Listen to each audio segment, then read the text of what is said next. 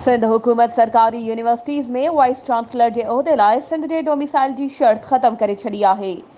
Secretary boards and universities मुरीद रहमू मूजिब हाणे सॼे पाकिस्तान ऐं ॿाहिरि मुल्कनि जा उम्मीदवार दरख़्वास्त ॾेई सघंदा।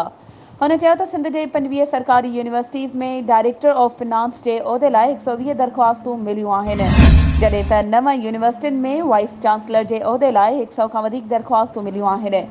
हुन वधीक चयो त डायरेक्टर ऑफ फिनांस के टेस्ट लाइ 80 उम्मीदवारनि खे शॉर्ट लिस्ट कयो वियो आहे, जॾहिं त वाइस चांसलर के उहदे लाइ वसूल थियल दरख़्वास्तुनि जी जांच जो अमल 27 नवंबर Khan chairman Sindh higher education commission जे उमिरि खां वापसी खां पोइ शुरू कयो वेंदो।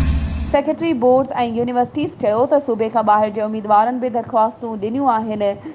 असां सुठनि उम्मीदवारनि खे मेरिट जे बुनियाद ते मुक़ररु करणु चाहियूं था। उन लाइ सूबे जी शर्त ख़त्म कई वई आहे।